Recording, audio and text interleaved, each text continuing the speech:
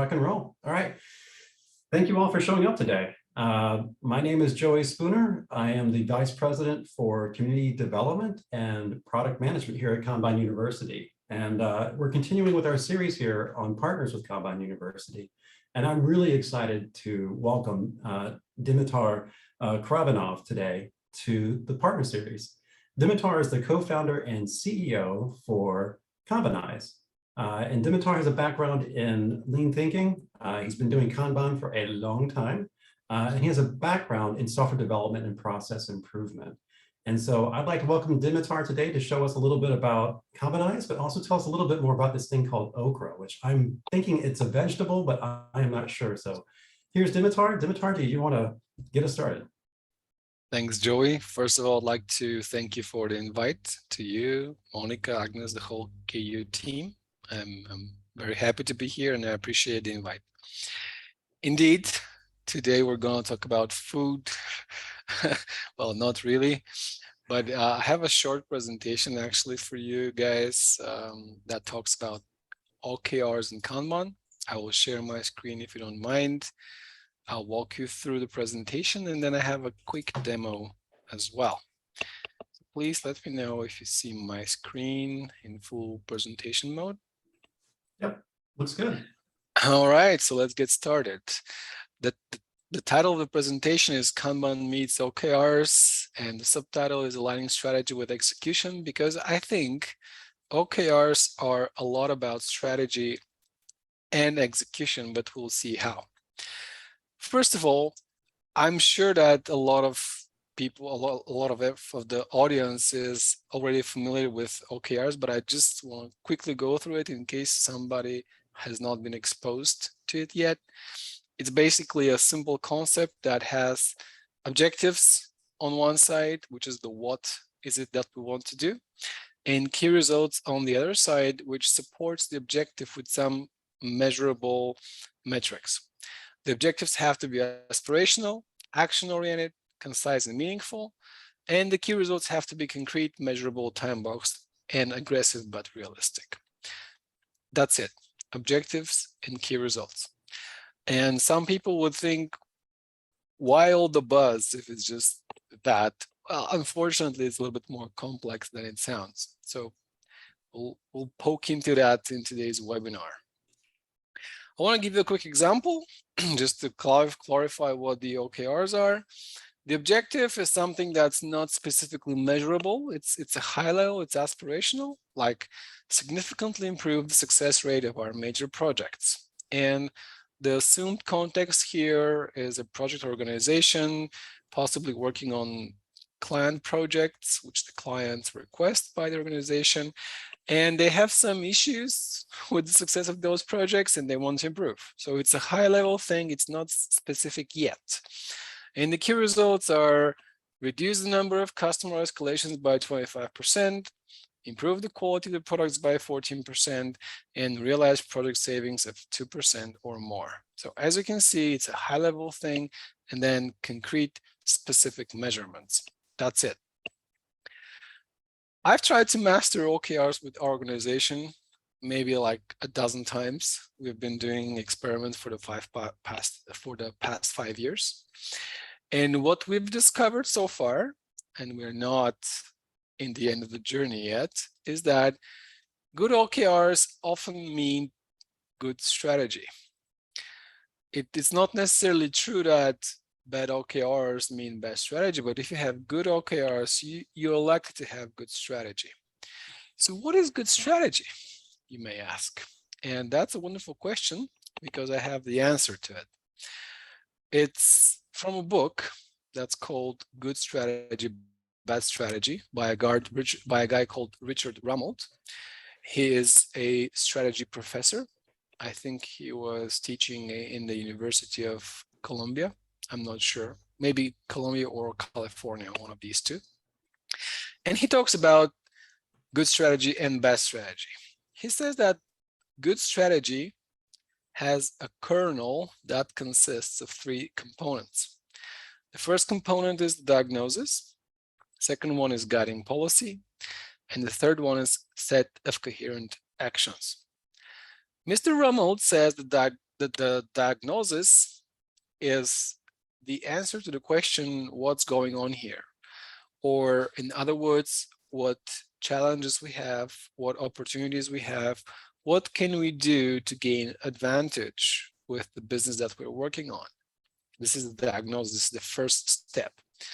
Guiding policy, you can think of guiding policies as rules or principles or values or philosophy, basically things that guide everyone in the organization on taking decisions on a daily basis without permissions and without micromanaging. It's how we empower the people we work with to take decisions by themselves. And then the third component to a good strategy is the set of coherent actions. And Mr. Rummel says, and I trust him because I've seen with my own eyes, that this is the piece that is most frequently missing from the strategy in big organizations, or maybe not only big organizations, but also small ones. We have the diagnosis, we have the guiding policy, but when it comes to action, we're not that good. And I guess Mr. Rummel is right, because see what other famous people say about strategy. I'll just go through those quotes because I love them, all of them.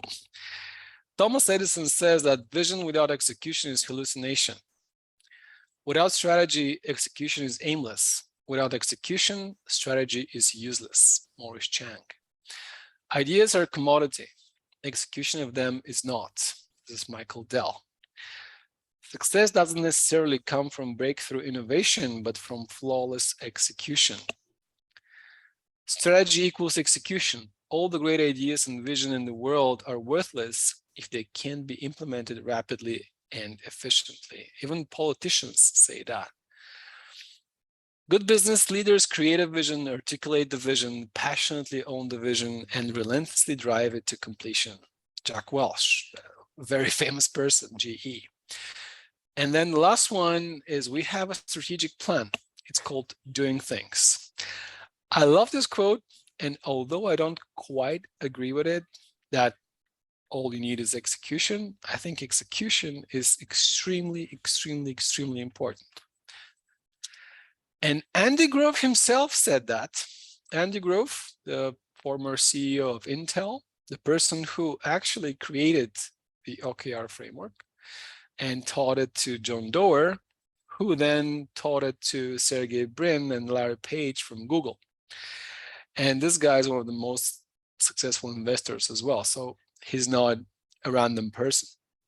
And Andy Grove says it almost doesn't matter what you know. It's all about execution. So this is the father of the OKR framework. But there's always a but, right? But where is the execution in the OKR framework? We saw that it's just objectives and key results, nothing about execution. And here I'd like to share an interesting fact with everybody in the audience. The OKR framework is old. It became mainstream maybe in the past 5 years or so, but it's freaking old. I think the first year that it was actually written up is 1999, so it's in the 90s. And Scrum was just a few years old. You know, it was far from mainstream back then. And the status quo in these times was waterfall.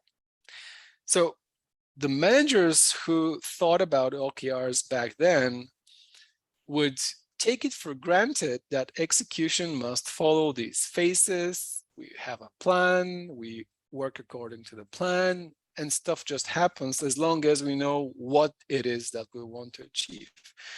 Well, I wish we lived in those simpler times, but the world has become a much more complex place since then. And as we all in the Kanban world know, knowledge work cannot be managed with these approaches anymore. It's just too hard. So we need an alternative way to think about execution in terms of OKRs. And I think it's the best way I've seen it described, it's OKRA: objectives, key results, and actions, or activities, or some people say OKRA for objectives, key results, and execution.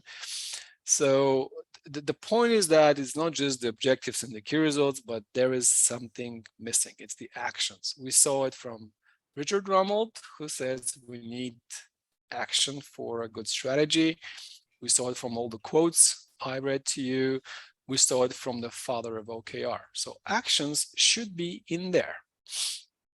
I actually often joke about OKR being objectives, Kanban, and results, because there are obvious synergies between these two. I think the objectives and key results and Kanban should just be married. They fit so well for these 4 reasons. And maybe there are more reasons, but these 4 are my favorite. The first thing is that Kanban makes it more likely to reach the goals.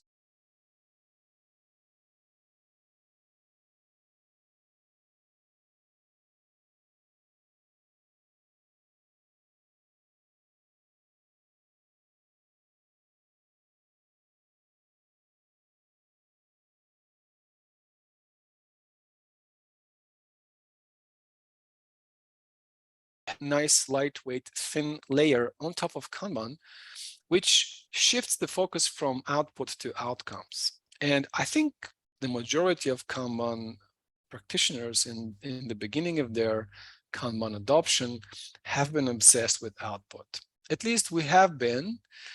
We were so proud of getting 200 cards done for a week. It was just a world record or something. But we didn't ask ourselves the question, well, we worked so freaking hard, but what did we actually do? What did we achieve? And the OKR framework puts that perspective at hand, which I like a lot. The third thing is that the cadences in Kanban quite nicely match the necessity to reflect and update the OKRs frequently. It's a mistake that organizations do, especially when talking about quarterly OKRs. They would set the quarterly OKR, they will let the quarter pass, and then they would review it. But I think that's a mistake. We should do this more often. And Kanban has these great cadences built into it, which we can adapt to also talk about our objectives and key results. And I've listed the ones that I think are useful to discuss different layers of objectives depending on the hierarchy in the organization. And the last piece is the metrics in Kanban, which to me is one of the fundamental reasons to use Kanban in the first place, can inform us how likely are we to get the work done that we believe will help us achieve our goals. Back in the 1990s, people would have a plan that would give them some sort of certainty about the future. They would probably not execute the plan.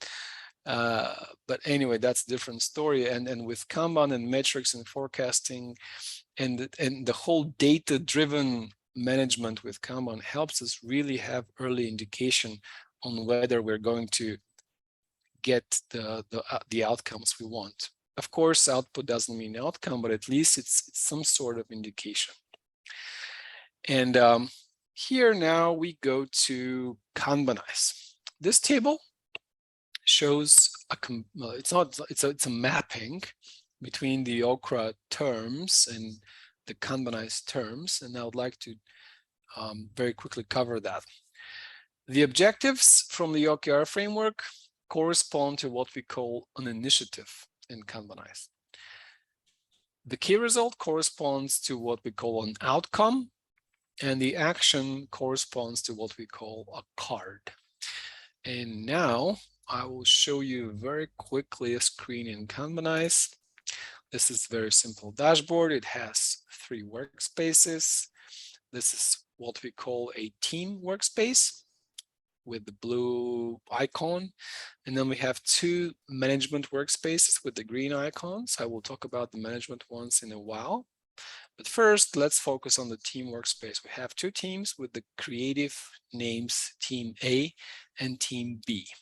So I'm going to open the board of Team A. So in Kanbanize, usually a board means a team or the other way around. I open the board of Team A. And I would like to show you what an initiative is and what a card is. So remember, we had an initiative and card. These big items here are initiatives. You can recognize them by the size. So they're much bigger than the cards.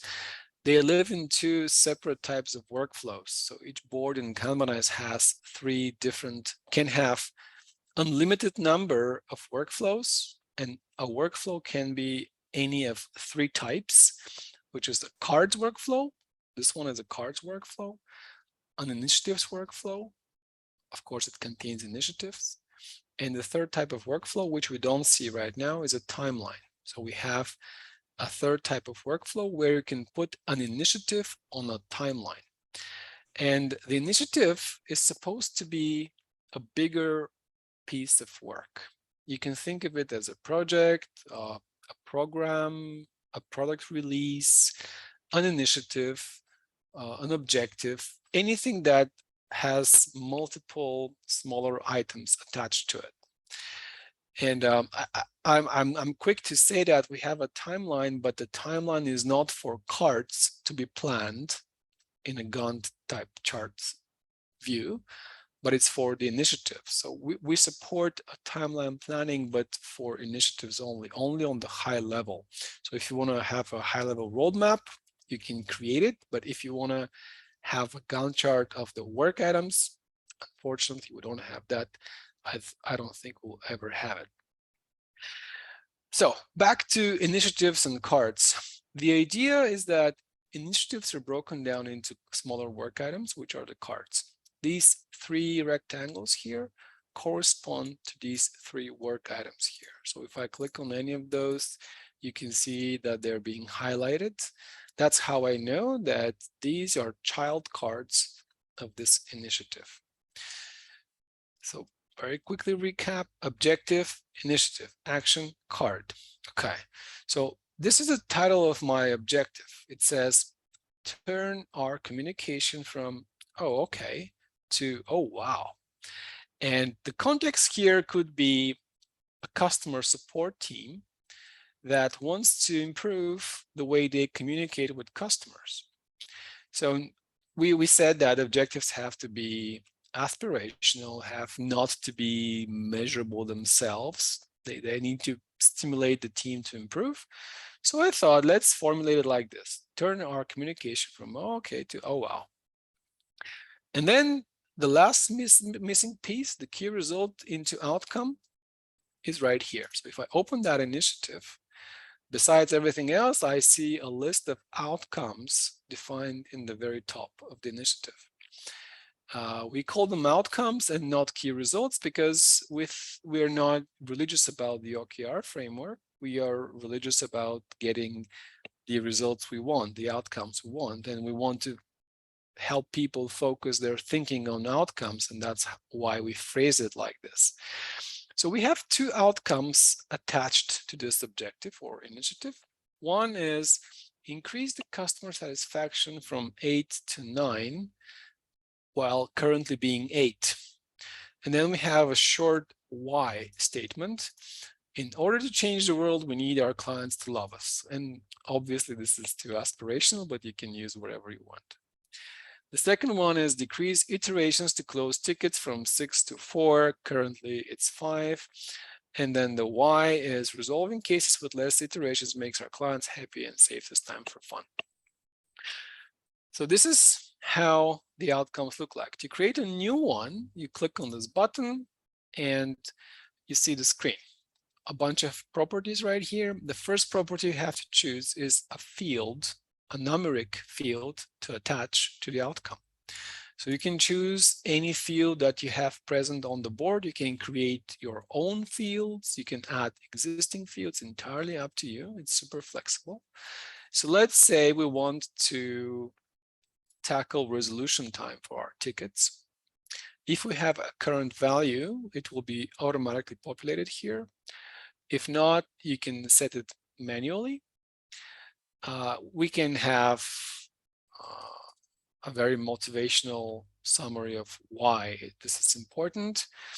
Then we can specify the starting value. which might not be the same as the current value, of course. So all right, let's say we started from 3, but we have already worked a while on improving this, and now currently it's 2.8, but we want to bring it down to 2.5. And because we are decreasing, we would like to select or less. So what we're doing here, we're basically saying, starting from 3, we want to achieve 2.5 days or less of resolution time. And then the weight, this is a numeric value that we use to calculate the progress of the entire initiative when you have more than one outcome attached to it. So if you have 111, it means 33.33% for each of the 3 outcomes. If you have 10.55, it means one will get 50% and then the other 2 will get 25% weight. All right, so when you save it, it looks like this. You update the card and see what we've got now. By the way, you can expand the outcomes on the very initiative like this. So now I have the objective, I have the key results, and I have the actions which support this objective. So this is what I'm going to do to achieve this objective described by these outcomes. Pretty cool. So as a team, now we have full control over executing our goals, our strategy. We have the action in place. If I move the first action to any in progress column, which means the orange area here, the whole initiative gets to in progress. And you can notice that now these, what was the word for that? I forgot it. These round objects are now colored. Circles, that's the word. These circles are now colored. Some of them are red, some of them are yellow to greenish, some of them could be dark green. Obviously, this corresponds to the status of the outcome. So if you click on some of those, you can see a baseline of how you're supposed to be progressing. And then you can see the actual value along with a projection until the deadline of the whole initiative. And because we have then done nothing, it shows only zeros here. But if you click on some other, you can see that as you add values, these progressions actually change, and you can see where you're likely to end at the end of the objectives deadline. I'm sure that some folks will ask, what's the algorithm behind that progression and that trend? It's a very simple one. It's called the least squares algorithm. It's what Excel does when you have numeric cells and you select them and you drag to extend the range. This is the same type of algorithm. So it's nothing fancy. It's not a Monte Carlo or whatever, but it's still quite useful to see how am I doing according to my expectations. So this is how you do it on a team level. And of course, you can have multiple objectives with multiple outcomes and multiple actions attached to them. Actually, one thing I forgot to mention, let's simulate that we've finished some work. And as we do so, this percentage here is automatically updated. And this percentage on the left shows us how much of the work has been done. We calculate this by taking the cumulative size of all the child cards and then seeing how much of this size has been done versus not been done. If there's no size attached to the card, we assume a size of 1. So we have 3 cards, 1 was finished, 33% done. If you have 100 cards, it's fine-grained. It's more fine-grained than having just 3 cards. But here's the deal. Let's say we have this situation. We have 67% of the work done, but the overall progress of the initiative is only 30%. This might be okay, but it might not be okay. But the fact that you can see it at a glance for all your objectives is a great conversation starter because you can say, all right, I've done 70% of the work and I haven't achieved even half of what I wanted to achieve. Or, well, let's say that 70% is a good range. So I haven't achieved even 35%. So it's a good conversation starter. And we have to take into account that many objectives will take time to catch up with the actual outcome. So you want to improve something. Let's say you want to improve the customer satisfaction, as we see it here. So you do something, you change how you operate, but then you need time to actually measure the customer satisfaction. So in this case, what you can do is you can actually edit the workflow for the initiatives and say, I'm waiting on results or measurements or whatever. So when you go back here, you can say, all right, I've finished most of the work, but now I'm gonna wait until whatever deadline to get this 30% up to 70% or something. And how you get it to 70%, for the time being, we only support manual updates for the outcomes, which means you need to get in and press here and enter some number, update the initiative, and voila, you're now 47%. But because it's a field attached to the initiative, if you have any automation in place, you can just update the field and the associated outcome will be updated automatically as well. So it doesn't need to be manual. It could be automatic as long as you want to automate it. But the manual stuff is the easiest so far. So that's how we do it. I will now switch gears a bit, but first of all, I will do some heresy and I will move cards back to new from done. And I will go to the dashboard again, and I'll talk about these two workspaces. So I have two management workspaces. One is called coordination, one is called strategy, our favorite word for today. But first, I want to talk about coordination. So the management boards that live inside management workspaces are somewhat flexible structures, which you can assemble or disassemble on the fly without affecting any metrics or whatever.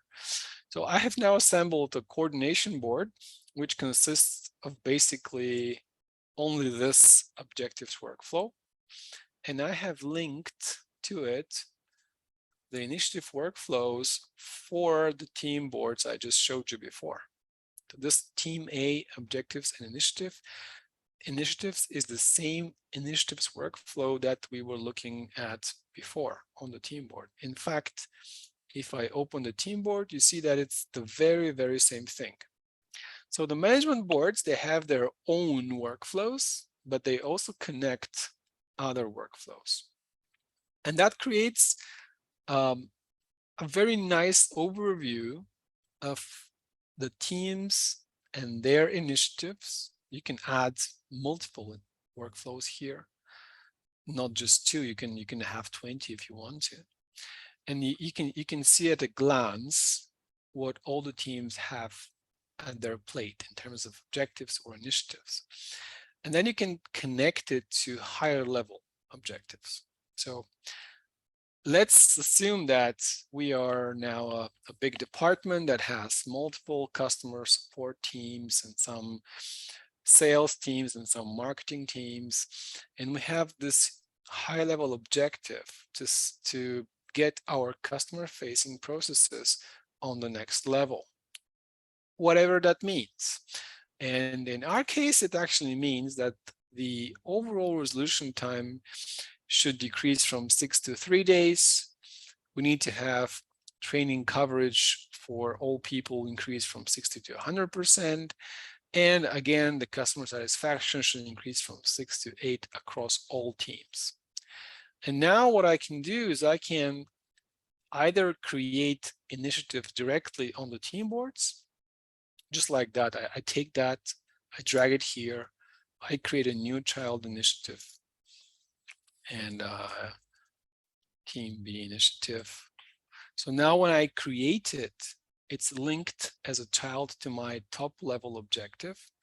And if I go to the team's board, the team actually sees it on their board directly. So from that board, I requested work from team B. And if you think that's too much of a top-down approach, well, you're right.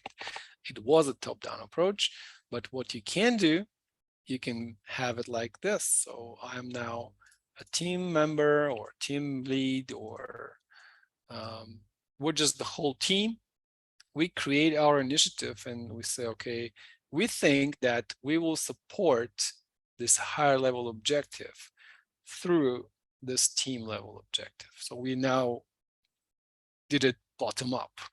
And in reality, it's collaboration between the management and the teams. So it's not only top down, it's not only bottom up, it's always a collaboration. But the fact is that mechanically you can do it both ways. And now, if you start working on something, then the whole chain of events triggers up. And well, actually this one wasn't linked to this one, so it didn't start, but let me try again. So let me do this thing I'm not supposed to be doing again. And then I'm going to link here as a child. And then when we all start working on this, everything goes to in progress, and all the objectives are colored and the outcomes are colored. And you can see how well you're doing with the higher level objective. It's all connected. So we have this pillar at Kanbanize that we connect strategy with execution. Not only we need to have both of these, but they have to be connected, in our opinion. This is our own thinking. Unless you have a place to visit and see what the current and the actual state of affair is, you have no management as far as we're concerned. And then the last piece, we can scale that even further if we want to. So we go now to the strategy layer, which is which has the objective I talked about in the example from my PowerPoint: significantly improve the success rate of our major projects. What does this mean? Well, we want to have less than 15 escalations. We want to increase the quality. We want to realize whatever savings.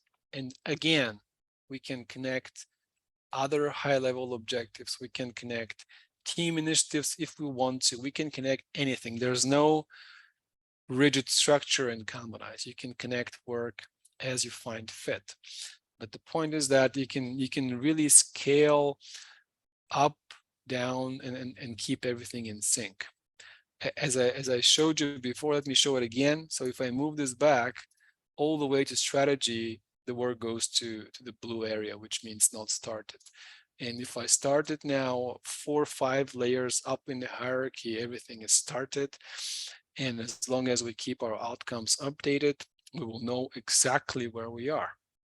This percentage here, it's calculated on the basis of all the child cards anywhere in the hierarchy. So if you have a big organization with hundreds and thousands of people, and their work is connected to one objective, and you have, let's say, 550 cards somewhere down in the hierarchy, this percentage will be calculated across all of them, and you will instantly know how much work has been done, how much work is left to do, and where am I with the actual result. So this is where we are with the outcomes in Kanbanize right now. But I'd like to open the door for a few things that are coming up in the very near future. First of all, I think you have seen this projection already. And the baseline, the blue line here, the baseline is always a straight line. It's always a linear function. And of course, the processes and the objectives that develop in this manner are very few.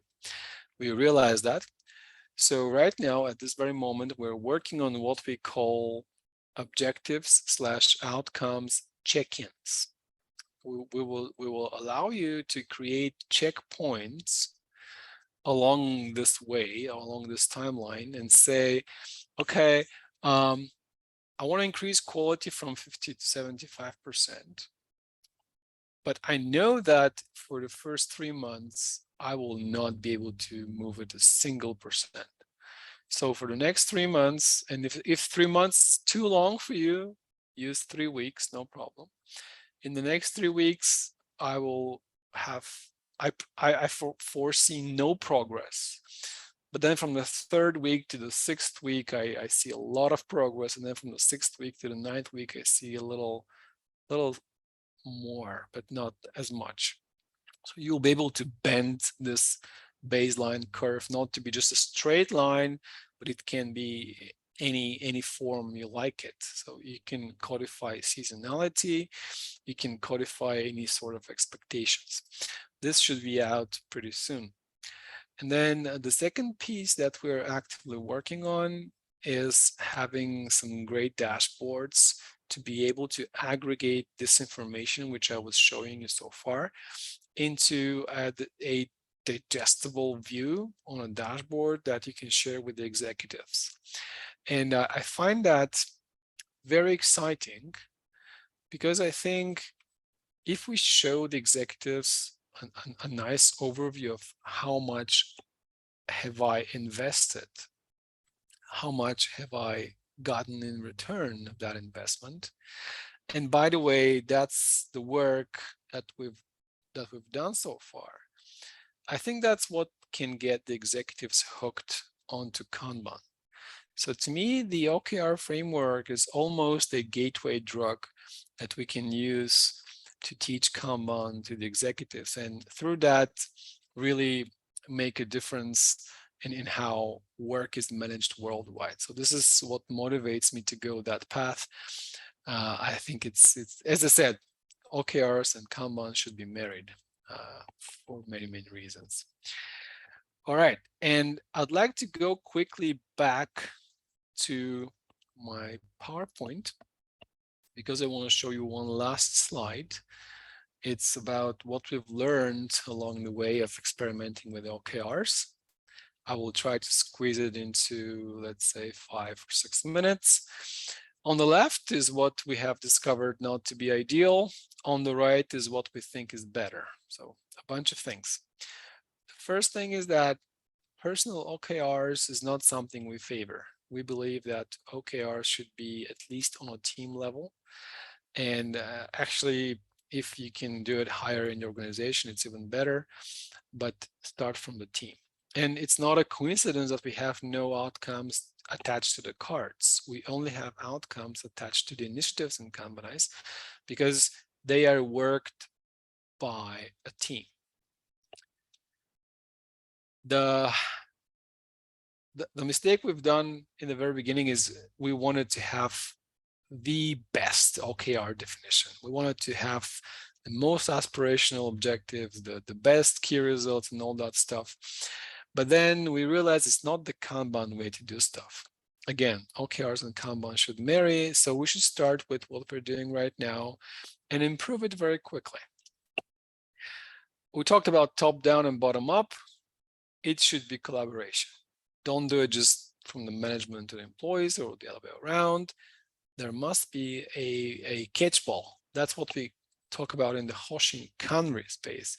This is what Toyota has taught us.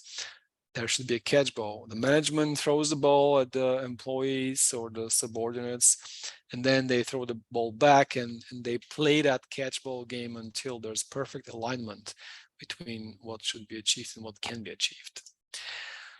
What about the time horizon?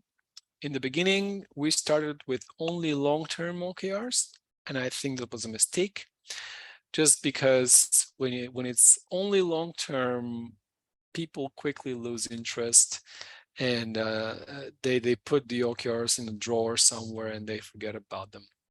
I talked about the cadences and how we should frequently check in on OKRs. That's what we recommend. Have short-term and long-term, and regular check-ins.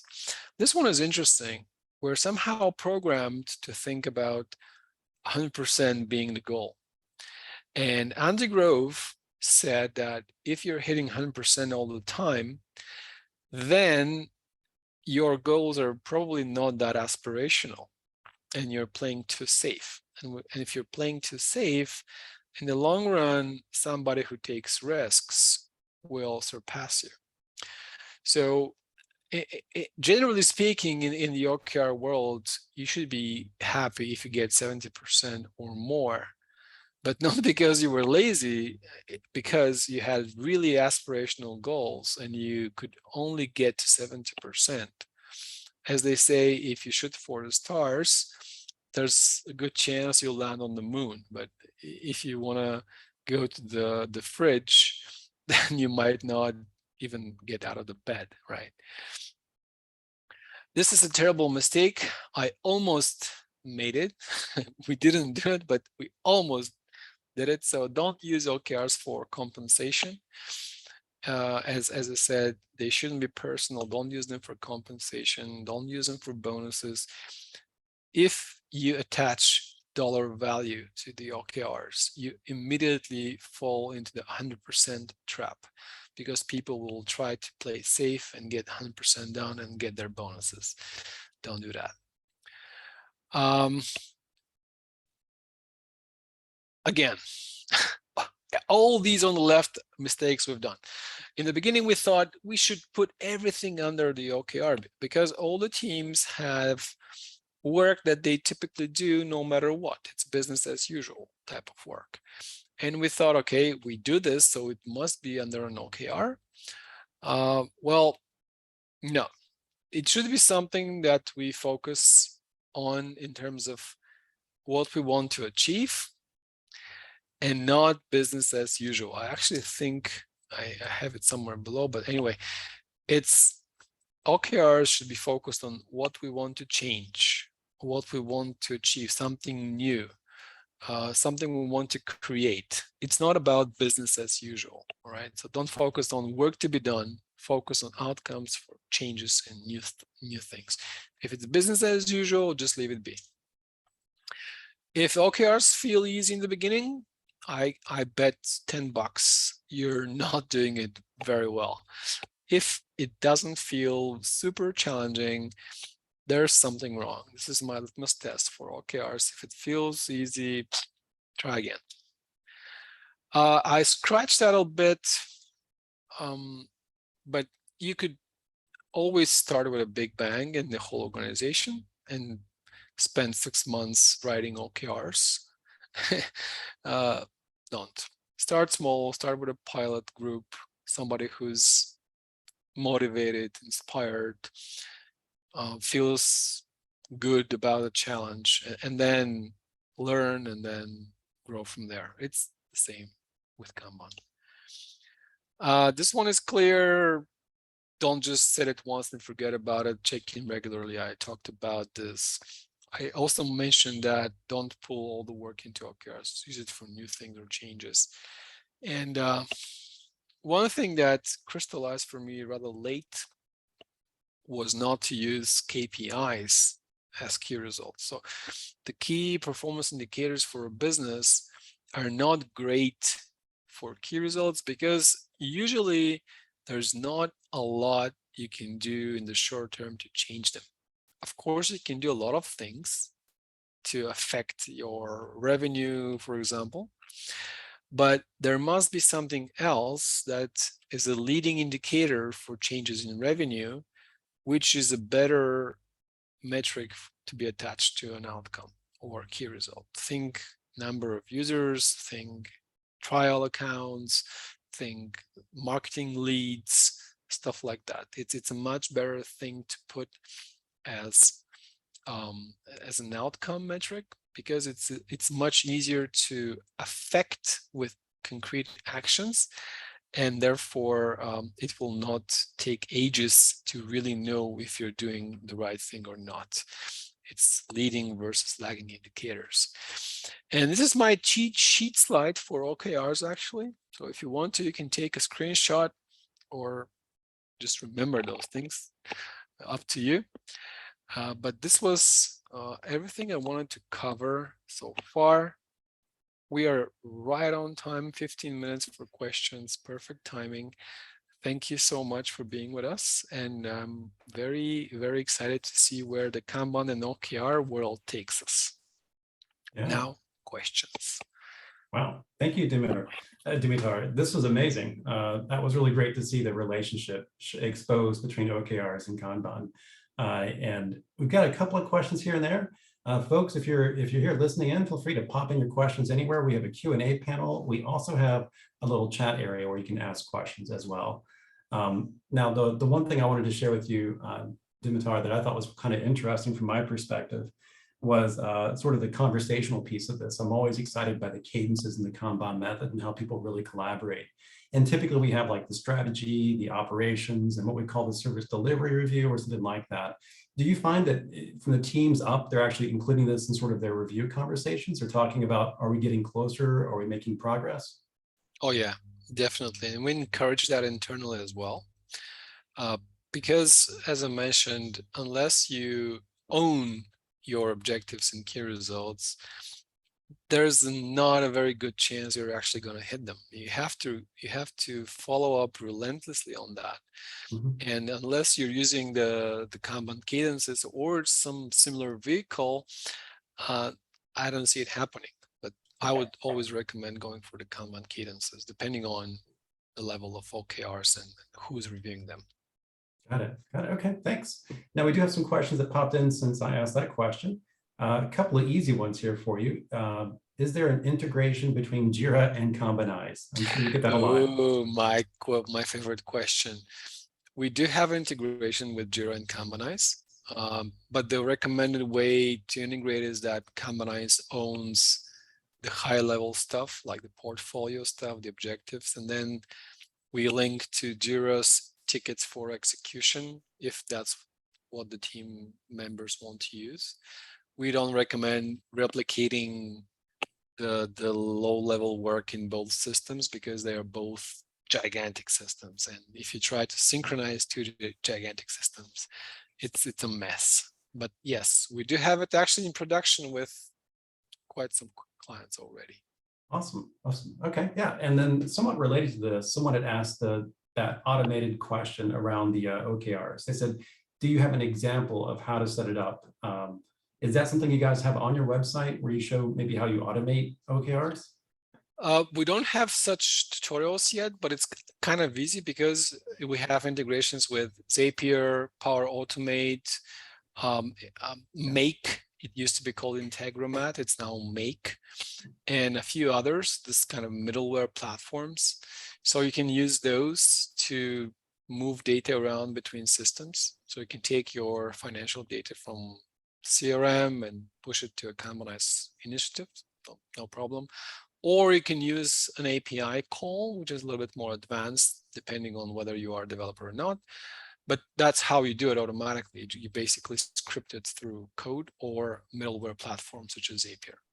Awesome. I don't have an example, but I'm happy to talk to whoever's interested afterwards. Yeah, that's right. So folks, if you need to, feel free to reach out to Dimitar after this call, after this webinar, because he is very accessible, always kind, always great to work with. So he is legit. Thank you. Yeah, you're welcome. And so the two more questions here, maybe three, but one more for sure.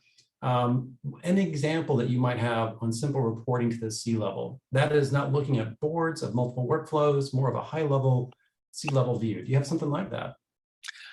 We have exactly this work in progress. I mentioned that. We're working on this right now. I hope to get it done by the end of the year. And this is going to be exactly tailor-made to be consumable by people who don't want to look at boards. We are very much aware of the pain point and then where the question is coming from, because we sell visual management, and we hear very often, our executives don't want to look at the board, it's too complex for them. I'm like, it's not that complex. But anyway, the short answer, no, but very soon we will have that. Yeah, that makes sense. And here's another question for you. What kind of KR or key result have you seen people use when they are trying to improve software development processes? You have an example, basically.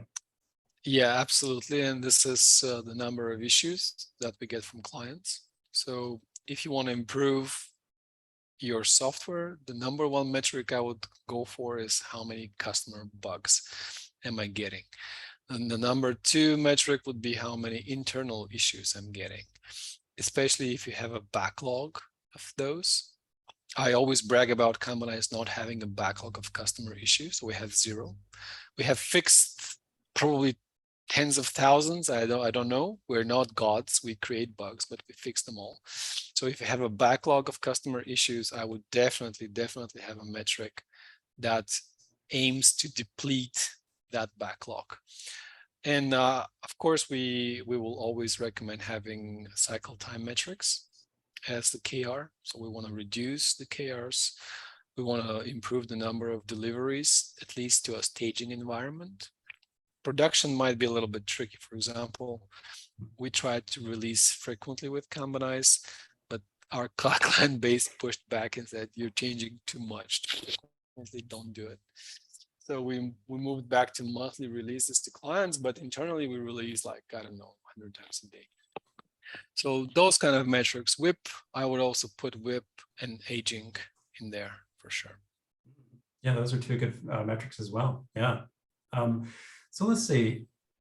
I think that's probably it in terms of questions. The final one was making sure that the video here would be uploaded, and it will be uploaded to YouTube. So for the folks who are looking to have this video available to share and convince other people that there's another way to do work, that they can use OKRs to manage their work along with the Kanban method, that this is possible, and here's a tool that can do that for you.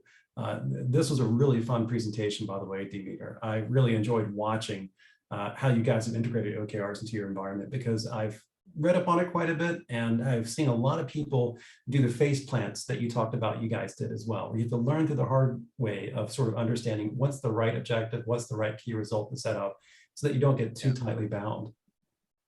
Yeah, thank you, Joey. Yeah. I think Mario has a question. At least I'm not sure if we answered it. In my organization, we have a choice of Kanbanize, which I love. Thank you. ADO, which I hate. Thank you.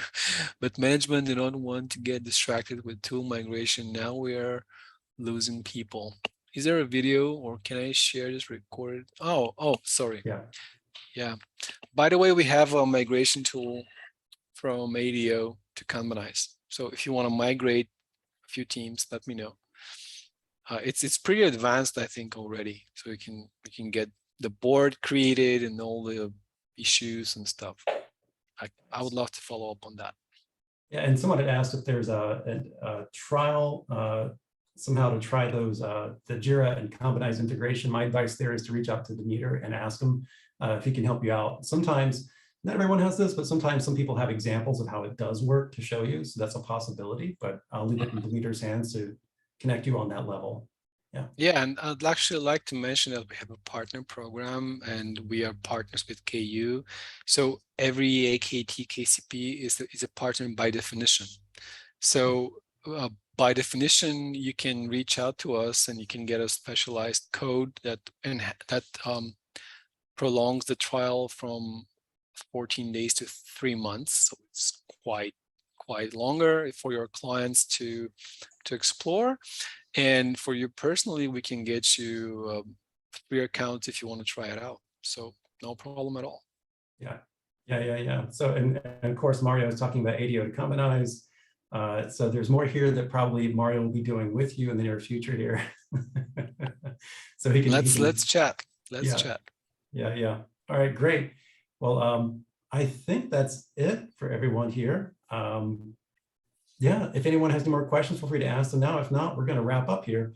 And I appreciate everybody for showing up today. This was a really fun webinar, and I really enjoyed the story that Dimitar had to share with us as well. If you guys have more questions, feel free to reach out to us here at Kanban University. It's kanban.university, or you can go to Kanbanize's website at kanbanize.com. Relatively easy to find either one of us. All right. Well, thanks so much, Dimitar. Thank you all. Have a great day. Thank you. Thank you, guys. Yeah. Thank you. Bye.